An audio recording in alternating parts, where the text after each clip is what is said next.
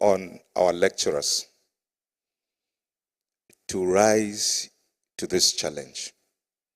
We have rested for too long. There's no more time. You have to rise and to be counted. Ladies and gentlemen, I am pleased that the chairman of today's occasion is one who created the process for what is happening today, Professor Sir Stephen Cooper, the founding president of the Pan-African Psychology Union and a former president of the Psychological Society of South Africa, and also a former president of the International Union of Psychological Science. He has been a mentor to virtually all of us who are psychology leaders in the global south. Ladies and gentlemen, today we have the rare privilege of having the Secretary General of the International Union of Psychological Science, Dr. Eva Thompson. Please rise for recognition. Rise for recognition. They want to see your face.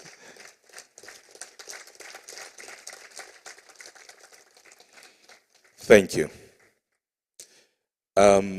Dr. Eva Thompson will bring you greetings in addition to her keynote speech from the President of the International Union of Psychological Science. She and the President have given PAPO a prominent place in the International Union, not only to participate, but also to lead in impacting certain sectors of their development agenda. She will be sharing with us her thoughts, both as an individual, as an erudite scholar, but also from the policy perspective as the chief administrator of the International Union of Psychological Science. Yesterday, Dr. Ioana Muvai told us, yes, we can. And you can see in Dr. Eva Thompson that there are limitless possibilities for you and I, so long as we remain focused and we are determined and we work hard towards the goals that we set for ourselves. Dr. Eva Thompson, welcome to Nigeria, and I hope you have enjoyed your time so far. Ladies and gentlemen, I therefore have the honor to welcome you all to this august occasion. Enjoy yourselves. Thank you.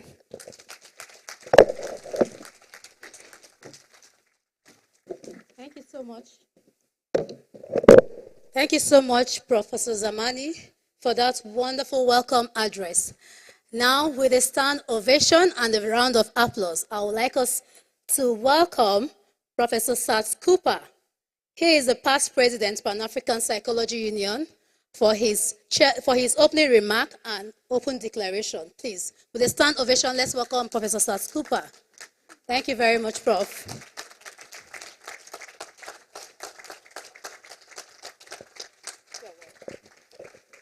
Thank you, everyone. On behalf of all of you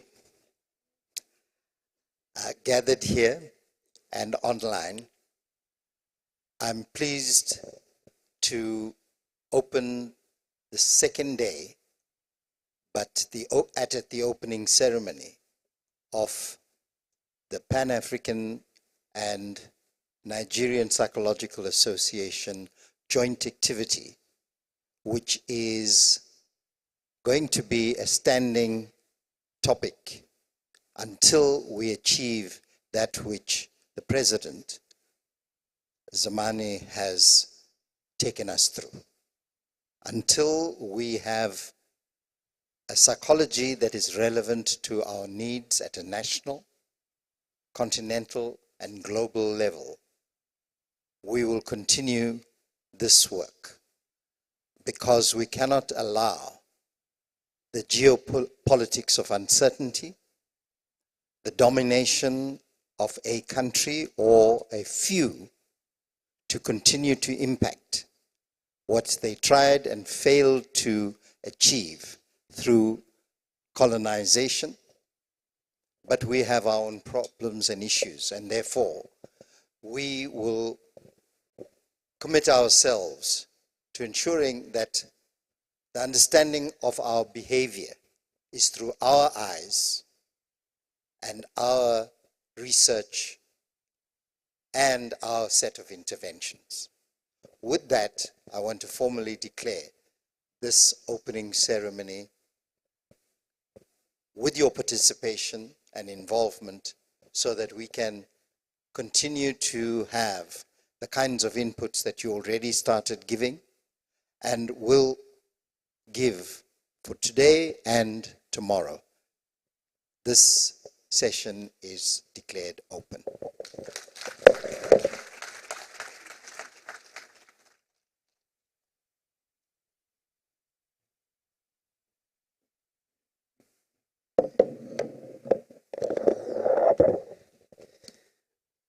Thank you, Professor South Cooper, for such a short, wonderful opening remarks.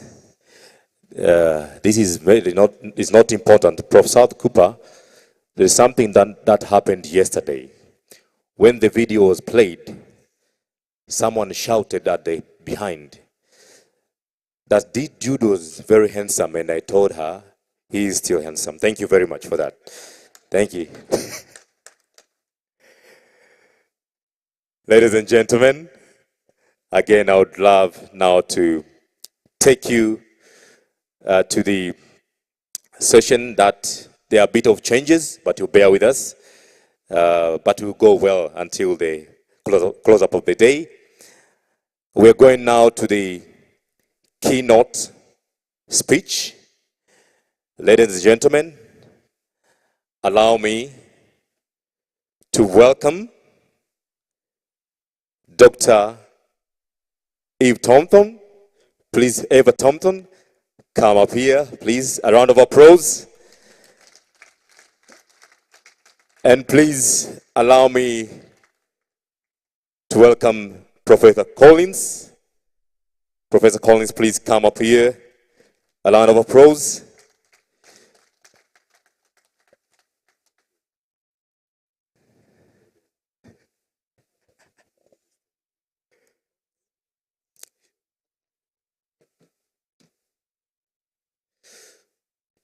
Please, Professor, take charge.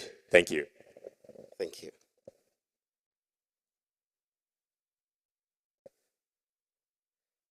Dr. Eva Thompson, I guess you are wondering why we have called you. Zamani is full of surprises, and the organizers want to appreciate who you are as a person. And we can't do this better than letting people know what you've been up to, who you are, and what you've been doing for humanity. And so at this point, I have the singular honor, as part of the prelude to today's program, just to say a few words about the beautiful woman, the beautiful human and humane person that we have in our midst.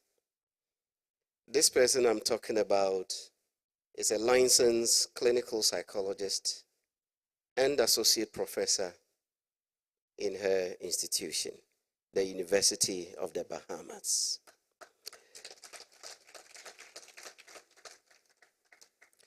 They say the head always carries the rest. If you are a true African, you understand why if you kill a snake and you don't remove the head, you've not done anything. She's had the privilege of serving as the head of Department of Psychology, Sociology, and Social Work. These are cognate disciplines linked to their coordination. She has served as the coordinator of the psychology program and also chair of the Research Task Force. She served as a member of the Institutional Review Board and School of Social Science Senator in the university's inaugural academic senate. If you are here and you are a woman striving to get up there, please take inspiration from what you are hearing. Her professional psychological activities reflect a macro-level discipline that focus with both national, regional, and international psychological engagement. Currently, as we are speaking, she is our lead. She is the Secretary General of the Global Voice, International Union of Psychological Science. And this is a role she'll be playing all the way to 2026. She started shouldering this role in 2022. Indeed, she is going to, and she has been supporting the Global Voice of Psychology. She had previously served as a member of the Executive Committee for nearly a decade, 9 years, before assuming the role of a Secretary General. Dr. Thompson, as you see here, is a past president of the Bahamas Psychological Association, BPA, and a founding president of the Caribbean Alliance of National Psychological Associations. More or less the compatriot of Papu in that particular region. She knows how to initiate, how to implement, and how to sustain the gains, especially in our profession. Current scholarship includes perspective on Bahamian and Caribbean psychology, indigenous models of child and adolescent and young adult mental health, and integration of human rights framework into culturally relevant psychological education and training. And this indeed indicates her level of inclusivity, how she wants representation when it comes to global psychology, as well as influencing humanity as a whole. Her recent publications with her colleagues has focused on psychology's response in COVID-19 pandemic. She has served as a reviewer of multiple publications, and obviously you agree with me, she's been a practitioner academic, and that is why she continued to be very influential. Additional professional priorities involve promoting youth mental health and well-being with a focus on the family as well as child care, education, and juvenile justice systems. Dr. Thompson, we know how you have impacted many people, especially when it comes to disasters and post-disaster intervention efforts. Remember that of the many interventions that you have led and supported other agencies to do. We must say that your membership and active involvement in MHPSS steering committee is one that has been highly recognized. Your national engagement, including Health Professions Council, HPC, UNESCO, National Committee and advisory roles, and others are the many that we can say. But above all, one of the things that we love about her readiness, though busy, to be available. She's always ready to be available. She has a knack for mentorship, and I must say her mentoring and collaborative scorecard is one that we truly admire. Please, I want to hear you with a tenderous applause, each one of us, to clap for this woman we are rendering this citation for. So we thank you very much, and we must say this is just a prelude to the keynote speaking that you are going to do. So thank you very much, and I'll invite our dear MC to just usher you in. You can just set up your projector, your laptop, and they will give you the opportunity to go ahead and do your presentation. Please keep clapping for her while she set up her machine to start her keynote speaking. Once again, a big round of applause for Professor Collins. Come on, guys, come on, guys, come on, guys, come on, guys, come on, guys. It was such a wonderful citation from Professor Collins. I know our media guys, you're ready to support Dr. Eva Thompson for the presentation. Thank you very much. Please get set. Doctor, you're most welcome. Thank you. Colleagues, I need to take a moment because I have never had such an introduction.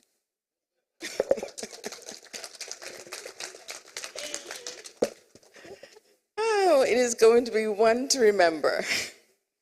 Thank you very much, Collins. Greetings, greetings, greetings, colleagues.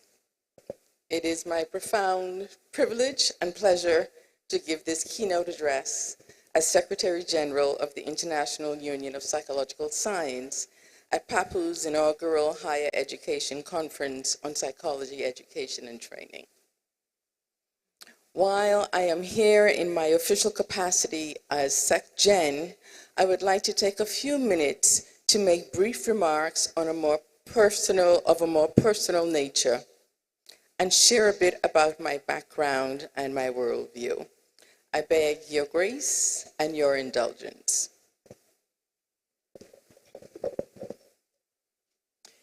It is immensely heartwarming as an Afro-Caribbean psychologist to be here in this moment, to connect, to be grounded, as we celebrate the resurgence in African-Caribbean cooperation. My soul is embracing this moment in the spirit of Pan-Africanism, which should promote the well-being of our peoples and contribute to the redesign of the world in which we live. All with the aim to ensure a future grounded in pluralism, justice, equity, and responsible stewardship. I am at peace also because of the renewed sense of belonging and the opportunity to express gratitude to our ancestors and to you, my brothers and sisters.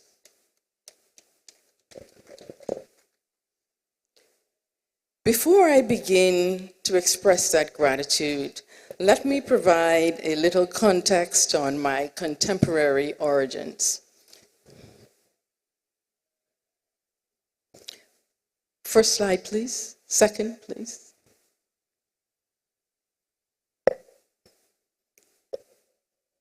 As Collins has said, as has our MC, I hail from the Bahamas, a large archipelago in the Caribbean, in the Atlantic hurricane belt. We have a population of less than 500,000 people. So we are a very small country.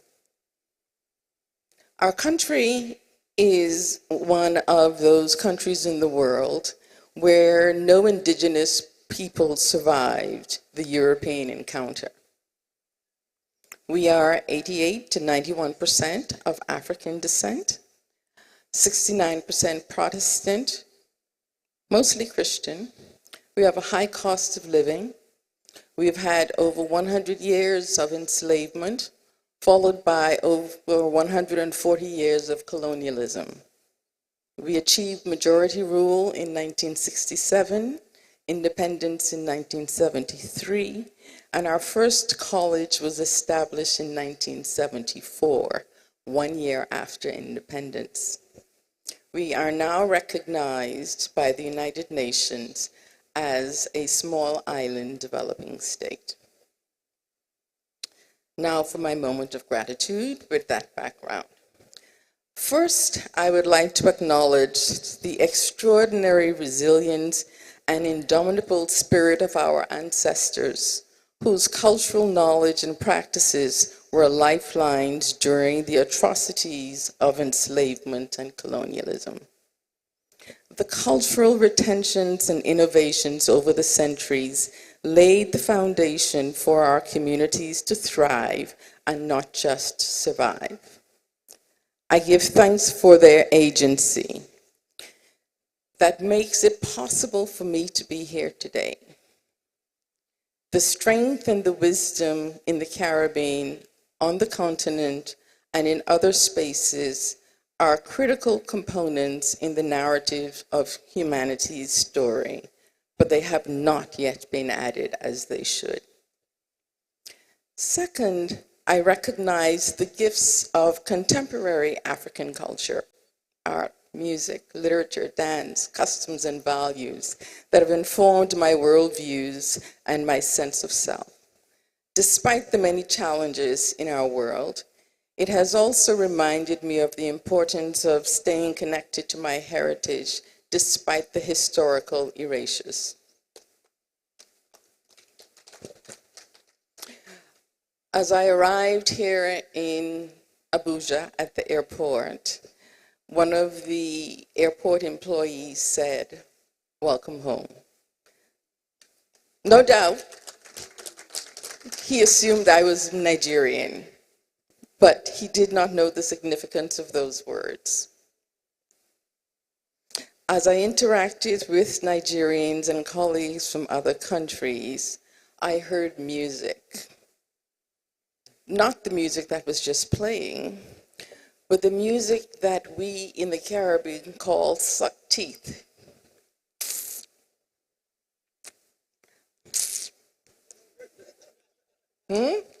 Many other places in the world don't do that. And so it is a reminder of those African retentions that are still with us in the Caribbean. Dr. Cooper laughed at me at breakfast yesterday morning as I made a discovery about a childhood dish that we ate regularly. We called it flower pop. So I was at breakfast and I saw a dish called pap. I says, another African retention in the Caribbean. So I am constantly reminded of that connectedness. Third, I appreciate the African psychologists who were among the majority world psychologists who provided direction and inspiration via their scholarship even before I met them.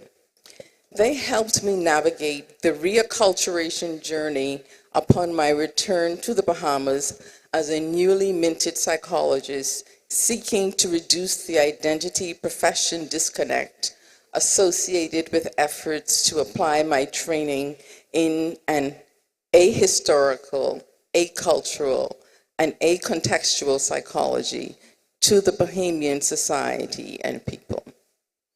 They directly influence my professional development, including my areas of scholarship. Additional African psychologists, including Dr. Saths Cooper, continued to provide invaluable guidance, collegiality, and a sense of belonging, along with the message, "You were made for this." So for these reasons, I say a most heartfelt thank you.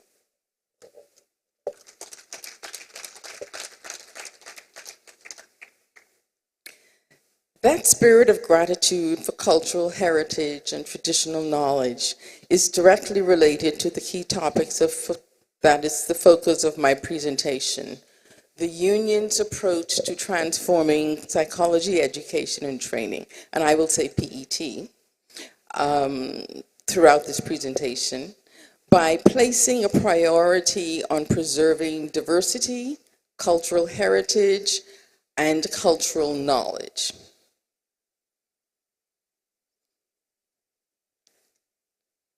We can go to the next slide, please.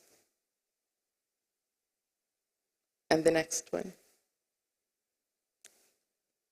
Thank you. So on this slide, we have a quote from Aimé Césaire, a revolution Martinican poet. Martinique is a French dependency in the Caribbean, who expressed his view on universalism that is still relevant in the 21st century psychological science. He says, "I have a different idea of a universal. It is a universal rich with all that is particular, rich with all the particulars there are, the deepening of each particular, the coexistence of them all." And he said that in 1952.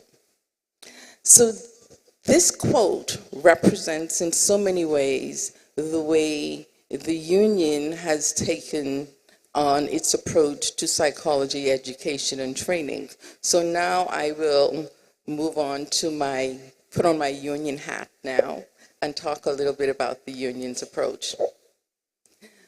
So, on behalf of the leadership of the International Union of Psychological Science, its national member organizations, its regional member organizations, and its affiliate organizations, I extend congratulations to PAPU and NPA on hosting this inaugural Higher Education Psychology Conference. The focus of this conference, with the theme Psychology Education in Africa, Challenges for Cohesion and Development, is critical for the development of African PET and ultimately African psychology. African PET and African psychology will in turn have a significant impact on the future of global psychological science. Specifically, it will affect our capacity to transform PET and realize the vision of a global psychology that reflects the multiplicity of psychologies and serve all of humanity as we co-create our shared future. Next slide, please. In this presentation, I will share with you a part of the union's story, specifically its effort to achieve its PET mandate. I will also talk a bit about the challenges in contemporary PET, some lessons from African psychology, give a few examples of practical applications, and extend an invitation for you to join the movement, echoing the sentiments of PAPU's president, Dr. Andrew Zamani. Next slide, please. So this slide tells you a little about the union. The union's origin dates back to 1889, when the first International Congress of Psychology was held in Paris. The union, as it exists now, was created in 1951 at the behest of and with the cooperation of UNESCO. As you can see on this slide, our mission is to advance, to develop, represent, and advance psychology as a basic and applied science nationally, regionally, and internationally. We have 3 types of members: national, regional, and affiliate. We represent psychology in the global science ecosystem, primarily via the International Science Council, but we also represent psychology and share formal relations with several of the United Nations organs. I'd like to draw your attention to the second column, because you see here that our second main objective that is emboldened is that of fostering excellence in standards of education, training, research, and applications of psychology. We are the world's largest psychological organization, and as I said, serve as the voice of psychology in many different spaces. However, that representation on the global stage is but one mechanism to achieve our mission. Enhancing psychology education and training was a mandate from the union's inception and was reflected in strategic priorities and achievements. Next slide, please. An important early development, one of a major success when we considered the times, was the development of the Latin American model of psychology, and that was done in 1974. As you can see on the slide, the Union, with UNESCO, sponsored the first Latin American Conference on Training in Psychology. And the key outcome was that model that is also known as the Bogota model. It's a different model from that in other spaces in the sense that it's a 5-year program with the scientific practitioner approach, incorporating theoretical studies, professional practice, and final thesis. So after this 5-year program, psychologists or student graduates in Latin America become licensed to practice. It was adopted by many countries, and it was used to standardize and improve the quality of psychology education in the region. So it thus played a key role in organizing and solidifying the profession of psychology in Latin America. Next slide, please. Over the years, or I should say decades, the Union has also developed a range of capacity building initiatives with global partners that reflected the central role of PET in the growth of psychology around the world. The topics include research skills and peace initiatives. However, we had another major development approximately 20 years ago, or should I say 30 years ago. The Union embarked on an ambitious initiative with our international partners to host regional conferences to increase the voices of majority world psychologists in global psychological science.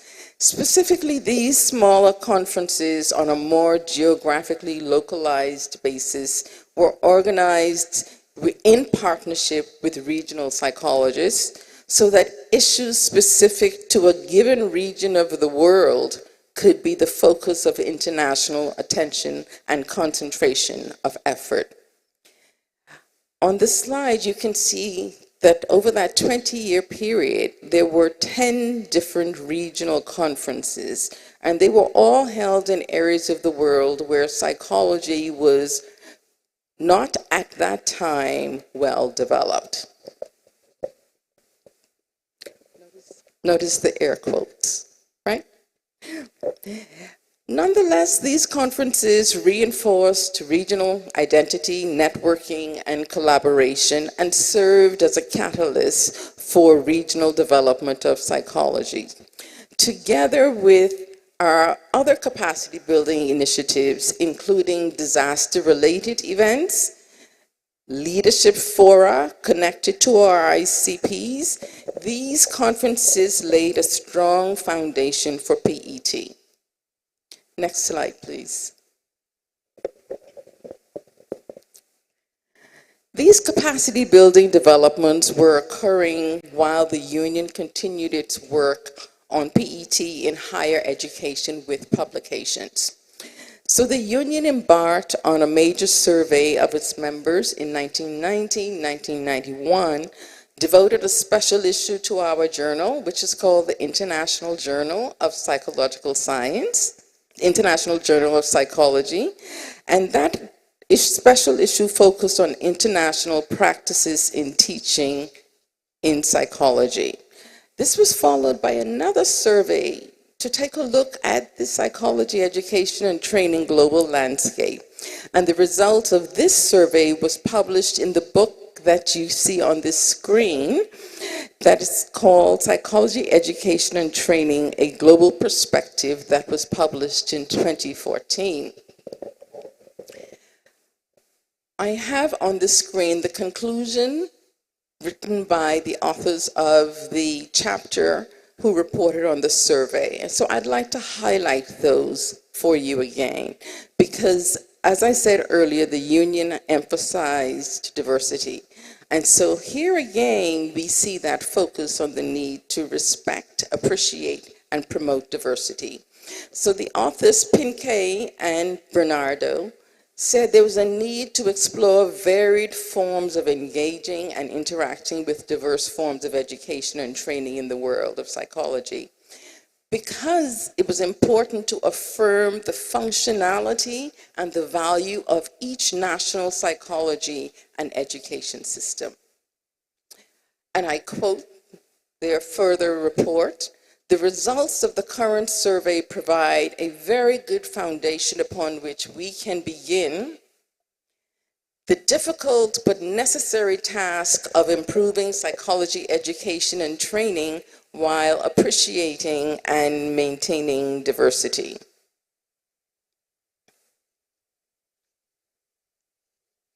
Again, appreciating and maintaining diversity.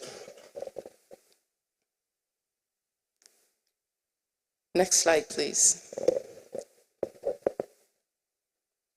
The data from the various aspects of the BET mandate, the union's work on the revision of the mental health chapter of the International Classification of Disease, which we know is ICD-11, as well as developments in the growth of the discipline in the majority world, converged to inform the union's evolving strategic priorities.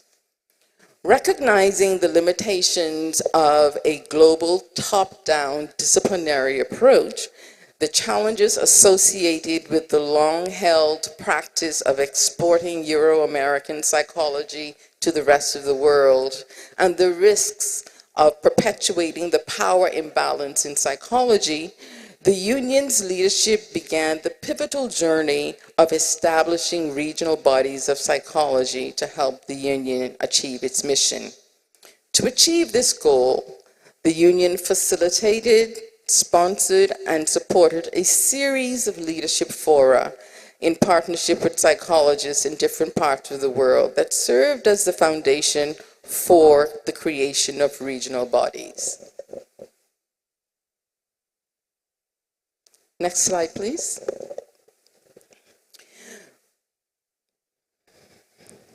We now have 7 regional members of IUCIS, and they are highlighted on this slide. The regional bodies have been integrated into the union's organizational structure, and their mandates are ambitious, but necessarily for the realization of a global psychological science. I'm not sure if you're able to see them, but we have, the first is the Arab Union of Psychology. We have the ASEAN Regional Union of Psychological Societies. We have the Asia Pacific Psychology Alliance. We have the Caribbean Alliance of National Psychological Associations. We have the Central American Union of Colleges and Associations of Psychology. We have the European Federation of Psychologists Associations. And of course, we have PAPU, the Pan-African Psychology Union. Now, a little about the vision for the regional members. Next slide, please. The regional members reflect Danziger views of a polycentric psychology. A polycentric psychology is one that looks at the development of psychology as a global phenomenon originating from multiple interacting centers rather than a single dominant location. But his views are also applicable for our perspectives on the contemporary and future development of psychological science. The regional members embody this vision by drawing on geographic proximity, cultural traditions, linguistic ties, and shared experiences to add to humanity's psychological narratives. Next slide, please. We see the regional members as focal points and centers of excellence in a polycentric world of psychology. And in this polycentric world of psychology, PET will have a central role. These focal points, that is the regional bodies, will be knowledge brokers. They will be hubs of excellence. They would be advocacy platforms, and they will be catalysts for collaboration. And as I indicated, PET is expected to have a central role, and that is exactly what we see happening by virtue of this conference today. This is an example of what we'd anticipated, but we have examples from other regional bodies as well. So CANPA, the regional body to which I was a member, created a standing committee on psychology education and training in its initial organizational structure, and has continued to focus, like PAPU, on harmonizing regional psychology education and training, establishing standards, and creating a continuing professional development mechanism for those psychologists who've completed their education and are practicing. We know that the Arab Union was reestablished earlier this year, and they too have prioritized mapping of all of the educational institutions in the Arab region that offer psychology programs. So again, PET is central to the role of our regional members. So we are very pleased by the developments with PAPU. Now, given these developments, next slide, please. We might be tempted to ask, is there a need to transform PET? Dr. Zamani already told you the answer to that. We also know that last year we signed the Prague Declaration on Psychological Science and Sustainable Development. So that was a result of our Global Leadership Summit. And with that declaration, we recognize that changes are needed in our discipline to enhance our contribution to solutions for global challenges we face in the 20th century and to ensure a better future for us all. Overall, we have made significant progress in some changes in the discipline, primarily in terms of representation, often in organizational leadership, and the union is a perfect example of this. A new consciousness took root in the mid-20th century, and it has expanded and contributed to psychology's continued evolution. However, there is growing recognition that all psychologies are indigenous. That is, all psychologies are a reflection of the cultural context within which they have been developed. So on this slide, I've highlighted some challenges.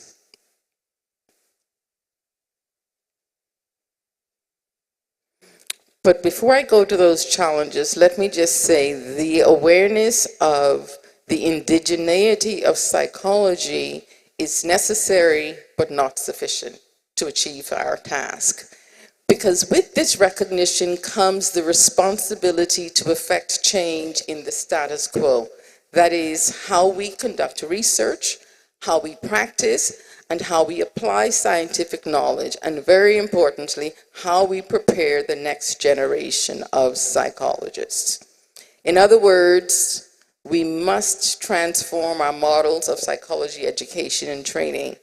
Psychology education and training, or PET, has been somewhat resistant to the transformation, undoubtedly because of the many key challenges that you see on this slide.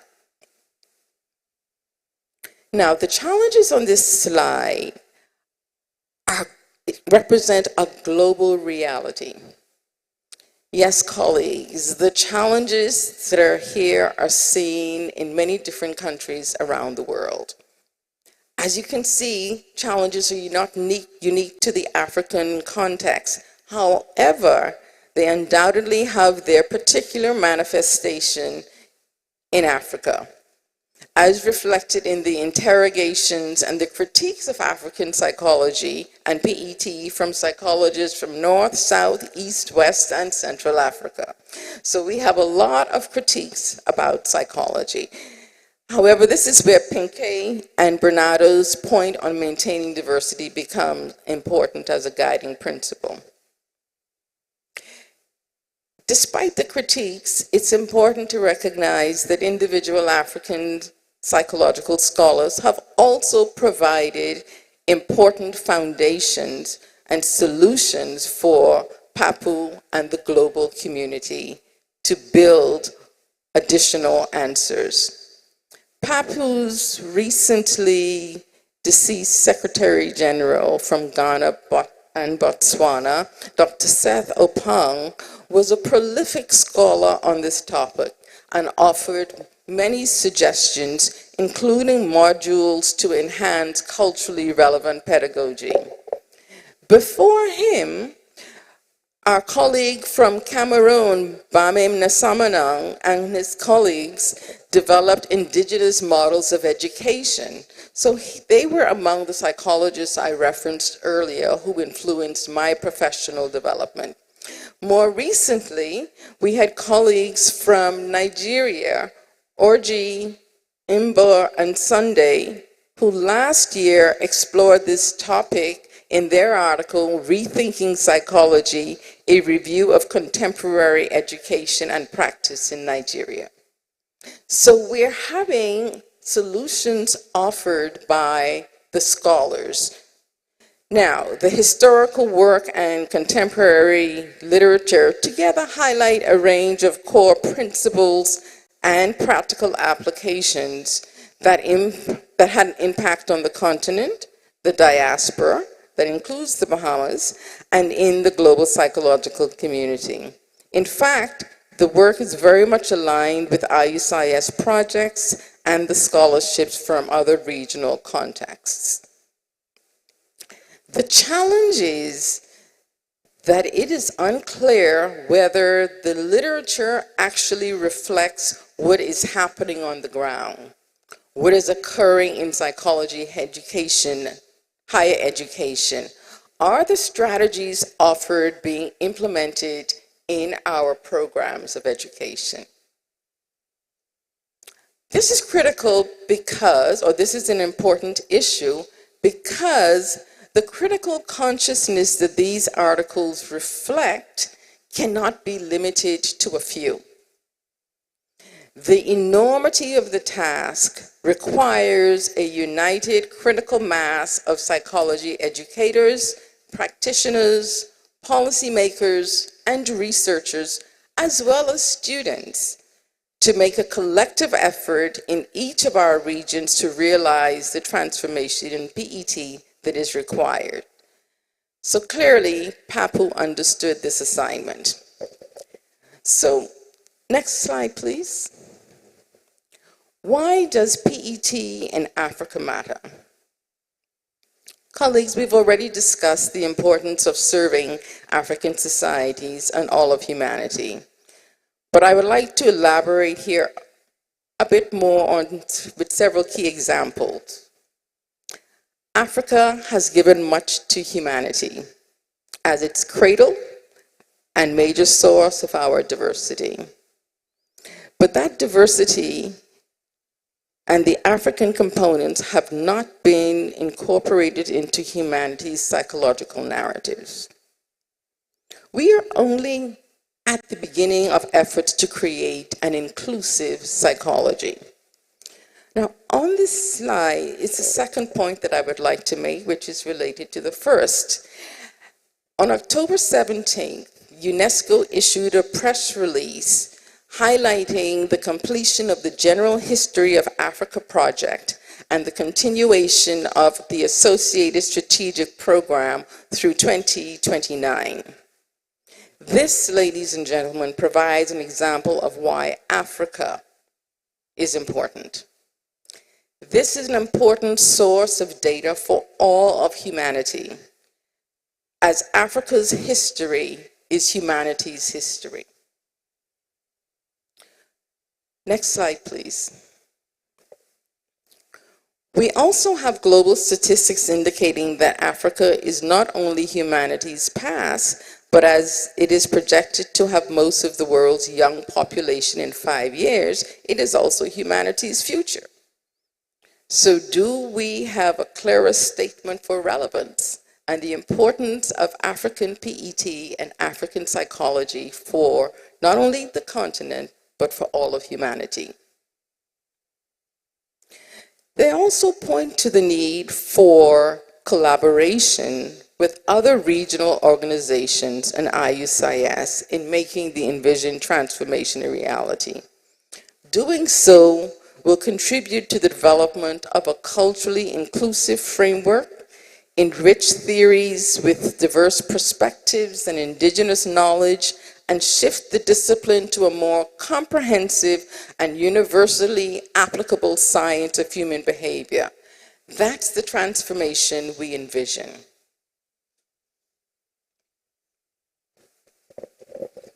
Next slide, please. But as always, the how is important. We know the why, but let's talk a little bit about the how. Dr. Andrew Zamani called on all lecturers to rise and be recognized. But how do we do that? I want to just talk and give just a few points here. The first one is really what I like to call the imperative. And that is a collective commitment to personal and professional reflection to assess and enhance the cultural relevance of the curriculum. That is, each of us must do that. This is an important step to achieve the goals as outlined by Dr. Zamani.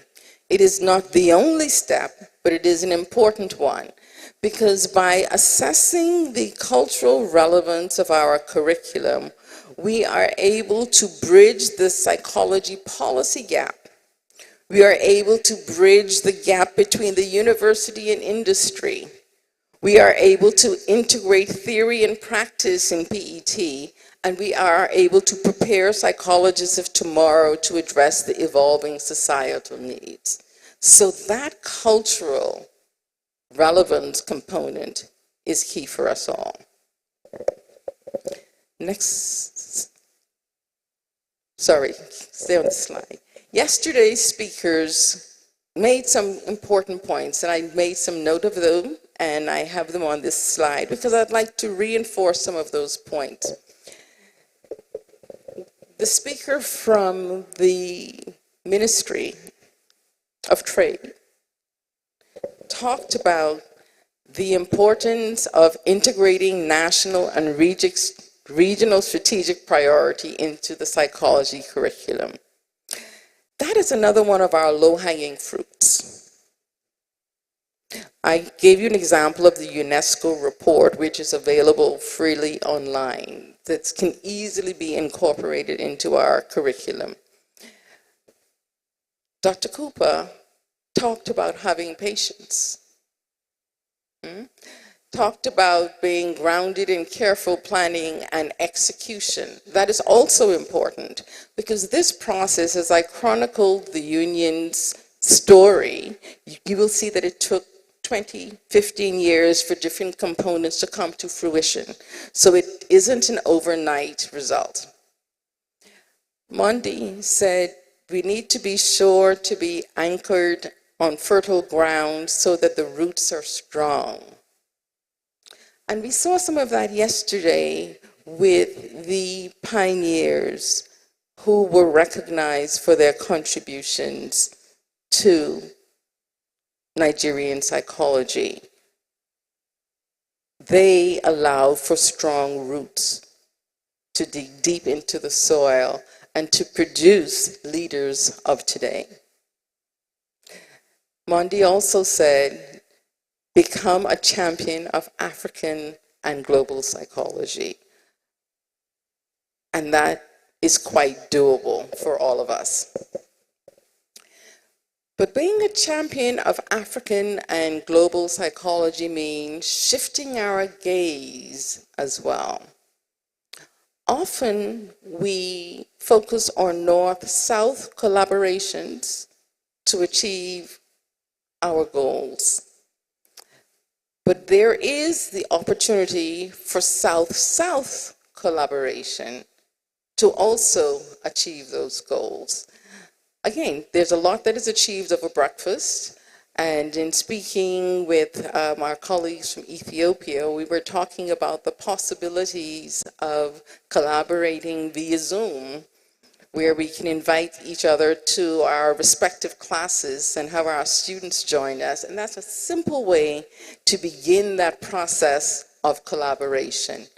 Again, prioritizing not just North-South, not just expensive exchanges, but rather making use of the technology that is available for us to engage in a way that is considerably less expensive, less time consuming, but equally rewarding. Imagine being able to bring students from the Bahamas into a class on Introduction to Psychology, joined by students from Nigeria. Our semesters may not be coterminous, but of course we can select how we might want to engage with those students. The same thing can be done with colleagues from Japan, from India, Ethiopia and Nigeria, South Africa and Botswana. How are we collaborating with the South-South collaboration?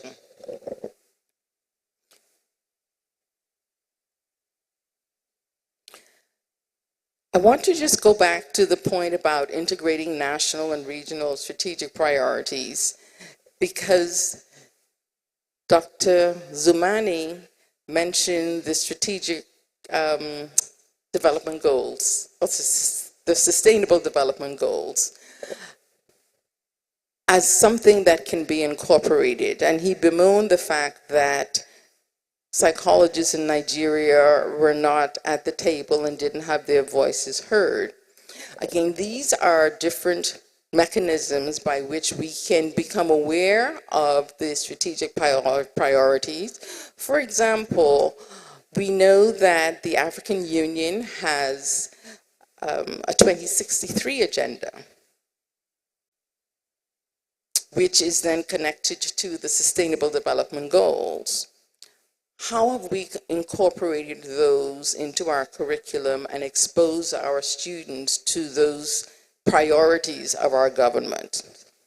We also know that there are African SDG priorities, collective and then by country. Similarly, there is the WHO Regional Office for Africa. What is their strategic plan? How can we incorporate their strategic plan and partner with them in realizing those goals? The African Center for Disaster Management. There's the African Union Climate Change and Resilient Development Strategy and Action Plan for 2022 to 2032. We can do the same thing for children. We can integrate children priorities. Poverty can be integrated, health, agriculture. So any number of topics that reflect the national and regional priorities can be integrated into our curriculum.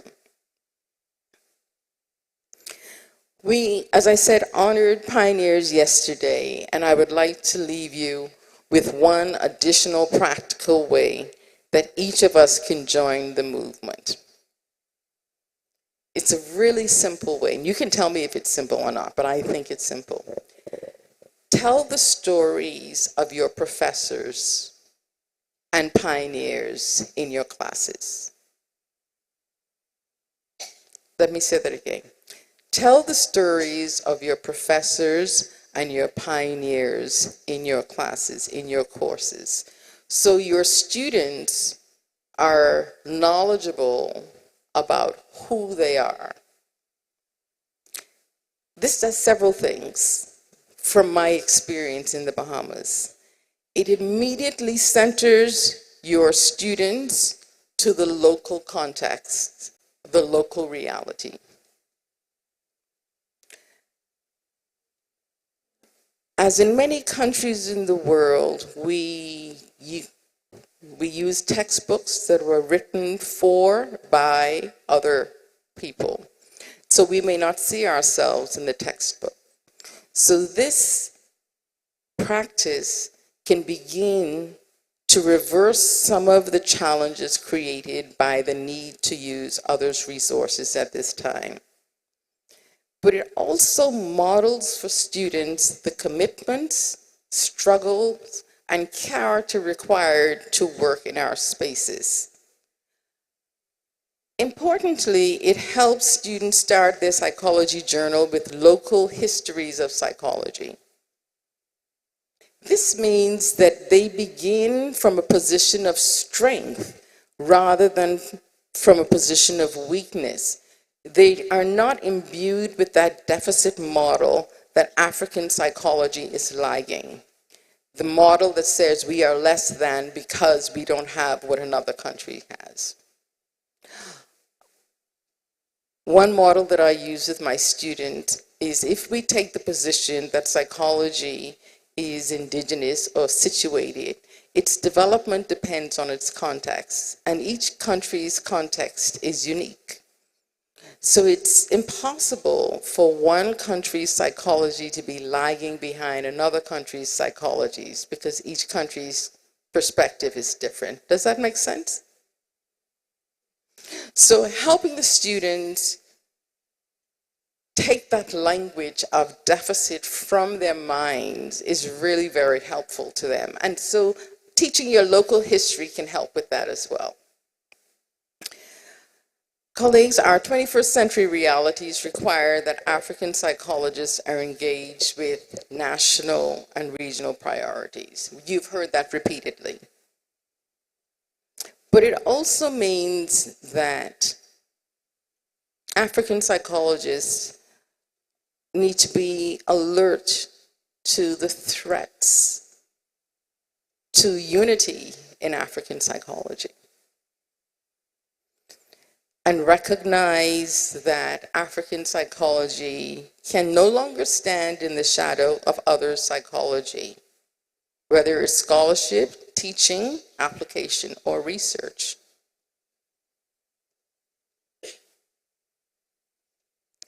As we celebrate PAPU's psychology's success, the Union is committed to partnering with PAPU and reiterates the invitation to transform the discipline and contribute to rewriting the narrative of humanity's psychological past and shaping our common future.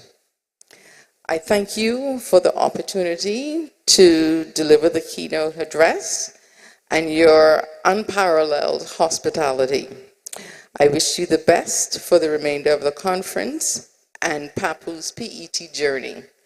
I am sure we will have many, many discussions as we move forward in transforming psychological science for the future. Thank you for your kind attention.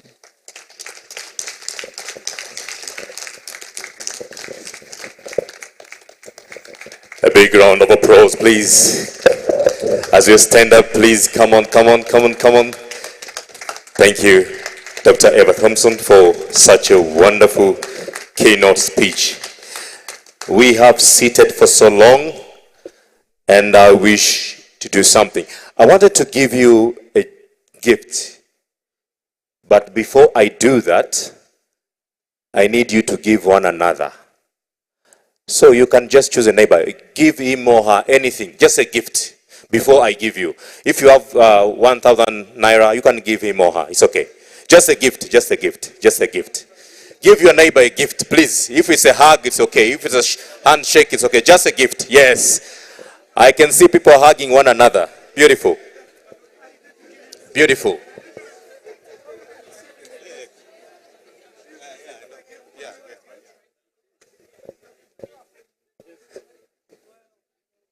Did you get the gift? How many got money? How many are given money? Please, guys, no one has come to give me anything. Come on, I'm here. Thank you, ma'am. So, let's come. Okay, thank you very much. Get seated, please.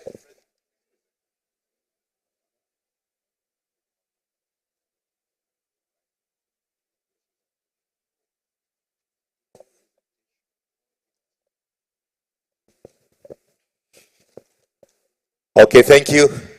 Allow me to Dr. Eva Thompson. Please, I'll invite you again here as I call upon Professor Zamani after to step up front.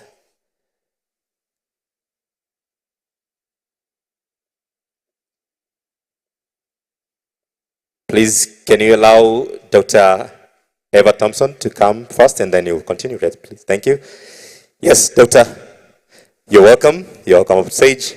Allow me also to welcome Professor Andrew Zamani to complete this session. Thank you, Prof. You're welcome. A big round of applause. And I will come later to give the gift that I've said. Thank you very much. Prof, you're welcome.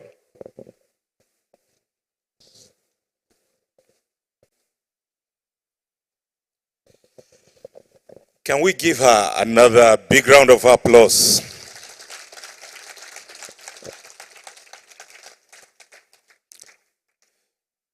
Dr. Thompson, we can't thank you enough. We can't thank you enough. This speech was so very well delivered. We now have a roadmap. And we assure you that we will take all your recommendations seriously.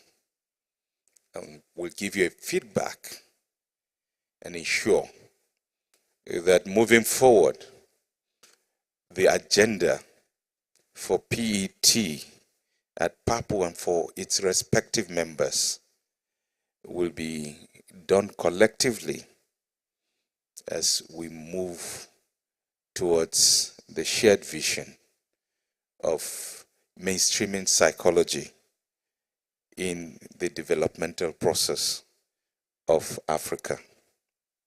So on behalf of the Pan-African Psychology Union, we are pleased to present to you this certificate of appreciation for delivering this beautiful, wonderful, scholarly, erudite keynote speech.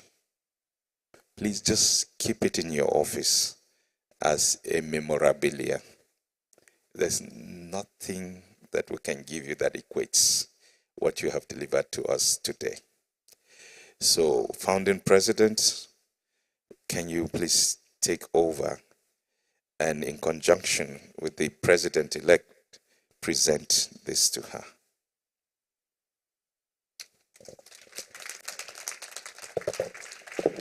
Please, we can do better. We can do better. We can do better. We can do better. Oh yeah, thank you. Before you step down, please, Hello. can I call upon all the PAPU dignitaries, please come Enoch, up front. are you here? Yes, Enoch.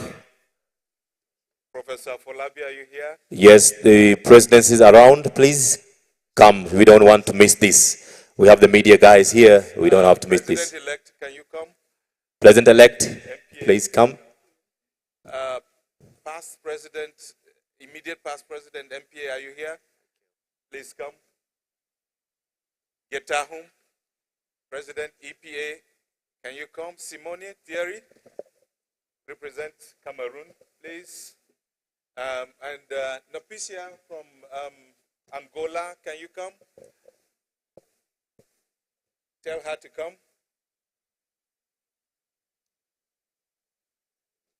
Yes, yes, let her come.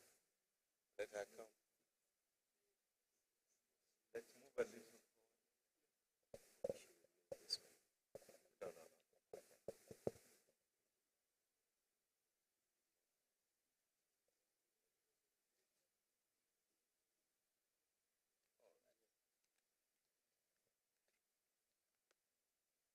Are we all on board? Can we get someone to, can I get two gentlemen to help us with this? Oh, thank you. Thank you, Prof. Is there anyone missing, Prof. Zamani? Professor Zamani, is there anyone missing? Oh, has been found. Thank you.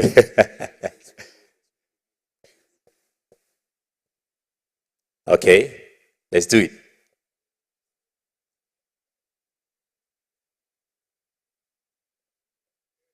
Oh, sorry, Professor Damani, you didn't tell me. I'm also from Tanzania.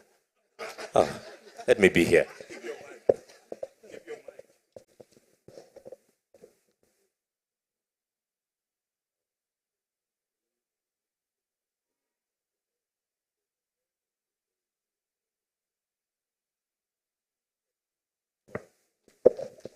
Thank you very much. Thank you very much.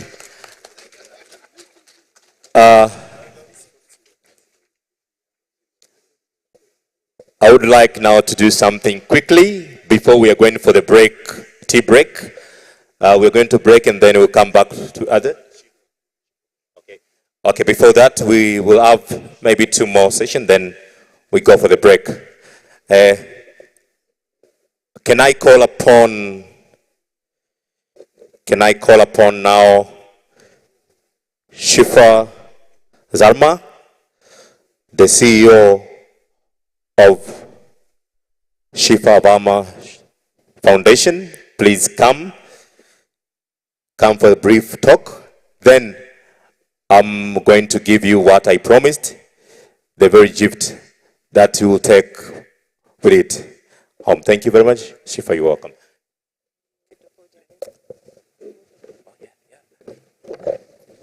Can someone help me, please?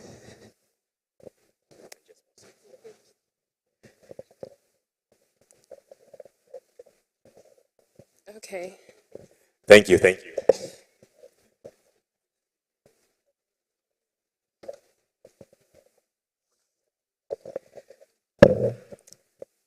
Good afternoon, everyone. I just had to check my watch to see if it's noon or before noon so that I can, greet you rightly. My name is Sharifa Ibrahim Zerma, Ambassador Sharifa Ibrahim Zerma. I wear many hats. I'm an author, educator, a policy-oriented advocate. Well, some people call me an advocate for social impact, and I am a humanitarian. I'm from now. Going back to mental health. Mental health happened to me last year. I was diagnosed with PTSD. Something happened to me and something broke in me. Something traumatic happened to me to the fact that I lost myself. I lost myself in the sense that I lost my sanity. I couldn't differentiate between reality and illusion. I was a wrecking ball. I was a compass without direction. I am a person with clarity of direction, clarity of purpose. But I am telling you, without a sound mind, you cannot operate well. And I couldn't operate well. I gave up on myself. I gave up on my dreams. I am a motivational speaker. I stopped all that. I stopped everything. The reason why I am sharing this is because I am in the environment where I feel safe. And I am with people who are learned about mental health, who know what mental health means. And I keep advocating that mental health is not madness. There are people, 7 out of 10 people are battling with either depression, anxiety, or PTSD. And mostly, the people in the military battle silently with post-traumatic shock from war. But some of them don't even know that. But we are in a country. When I came here yesterday, I looked around the hall and I was looking for the Minister of Health, and I did not see him. I asked if he sent a representative, and there was none. I asked if the Minister of Education was here. He was not here. I asked if there was a representative. There was none. I asked, because I know I didn't see the Minister of Women Affairs. There's a reason why I was asking these questions. We are in a country where we do not have to beg our leaders to be in the right place and to respect what is going on, because this relates to their office. But it is so unfortunate and it is so sad that we are here. But I hope with the coming years, they will respect and they will honor, because with our advocacy, with the policies I will continue advocating for, we will be the one that we will say, we'll think about it, if you have a space or not, because we are worthy of all respect. That is, mental health is not a child's play. Everyone here yesterday, I was hearing professor, professor, professor. It's not easy to be called a professor. It takes a lot of dedication, passion, so much sacrifice to be called one. So that is why I repeat, I am in the right space, because illiteracy is not here and it does not sit in any of the seats here.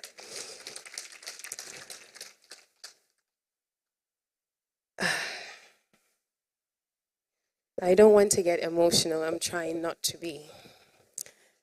When I lost my mind last year, my parents couldn't even believe me. They thought I was on drugs, because they knew that was not their daughter.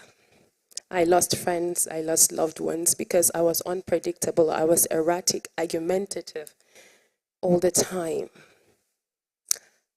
I learned that some people were trying to assassinate me, and these are very close friends of mine.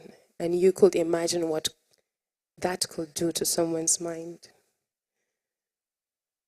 I was in therapy. I was on medication. My therapist said I should not call his name, but proudly today I will call his name. Dr. Jobe Simon was a man who helped me. He is not here, but he is part of the journey of my healing. I was in therapy with him for 3 months.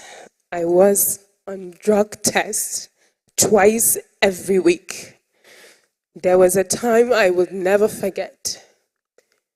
I was acting differently from what the results is showing, because they based on science. I could remember vividly the test came out that there was no drug on my system, but I was acting erratic.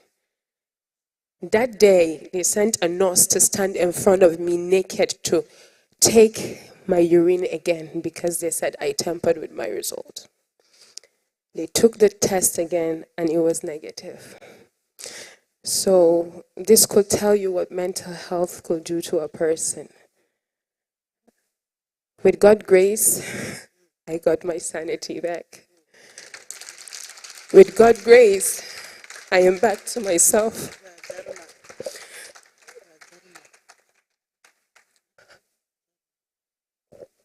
With the grace of God, I am rendering my voice again. And this time, I am saying there is nothing in this world that would ever make me give up on myself again. And I said, Professor Zamani is someone who embraced me with compassion, because he is learned in that field. And I said, if there is one thing I'm going to use my voice with in this world, if I have to advocate for one thing, I will advocate for the awareness of mental health.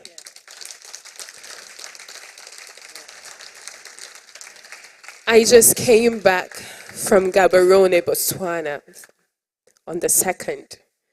I was at Elevate Africa, which is an initiative championed by the Olu of Warri and his wife. The mandate, the core mandate, is how to bring Africans together and see how we can bring Africa and elevate it. there was a woman who was there in attendance. She walked with Obama, and she's presently walking in the White House. And part of the things that she was talking about in the panelists was mental health.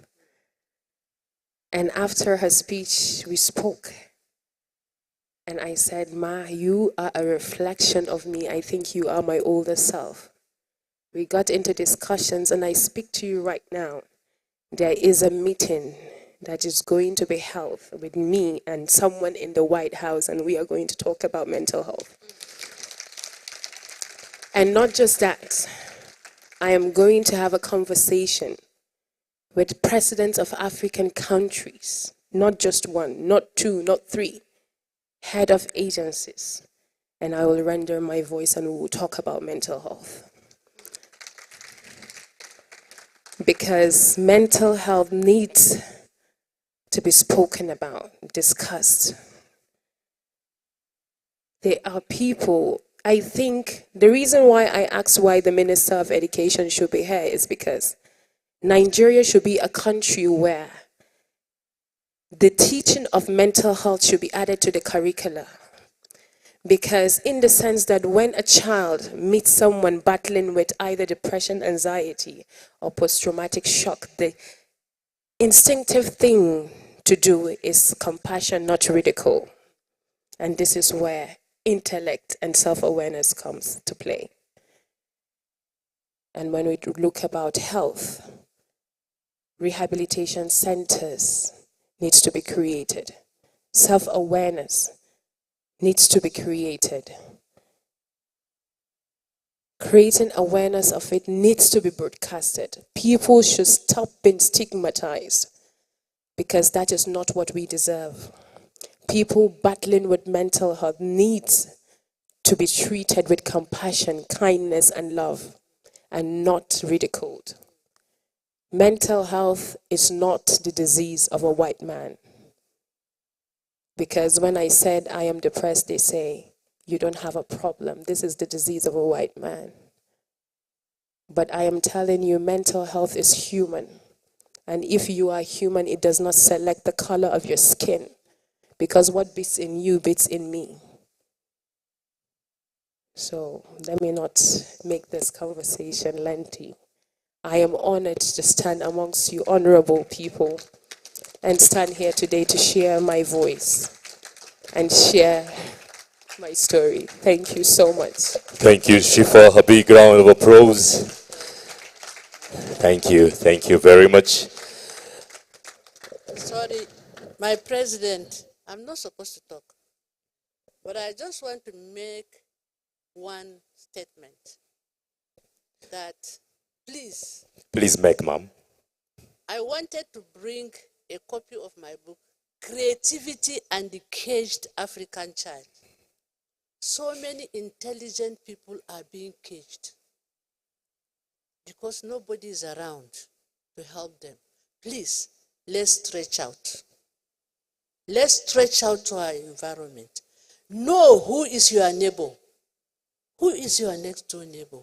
Why is that child on the street? No child. My next book will be, no child is born Boko Haram. No child is born a bandit. No child is born a harlot. It's all about the environment. Thank you. Thank you, ma'am. Thank you very much. I wish I could say more, but dear members, professors, doctors, psychologists, colleagues, students who are around maybe today, and all mental health practitioners, you have heard this. Take note of that. Let's get into the field. Let's do something. Allow me to welcome you now for the break, for the tea break. I know we have seated for so long. We are going to start with our guests, speakers, and the PAPU committee, which will be led by our president. And then we'll get assisted with the ushers. Then we're going to have almost 30 minutes for tea break. and please make sure we come back early so that we may continue our program within time. I wouldn't like to have what happened yesterday. We spent a lot of time. I need it to be very brief. Please, when we have any session, go, do it, and then come back early. Please, studio, support us. Let's go for tea break. Thank you very much. Take your time. 30 minutes. Let's come back for another session. Thank you very much.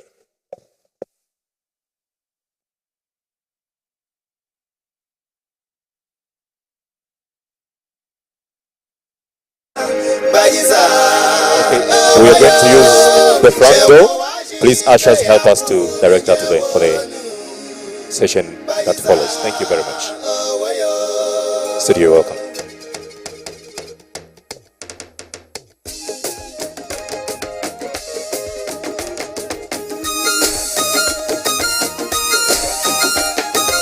After the purple committee, we'll have all the elders. We'll leave all the elders to proceed, and then the rest will follow. Thank you very much.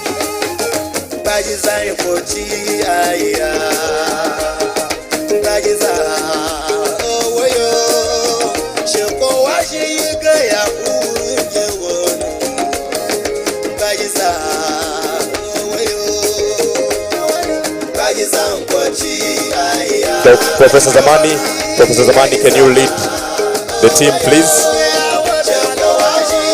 For those who want to greet and make anything, please, can you wait and then we'll do it later so that we may get time for everything said. Thank you very much.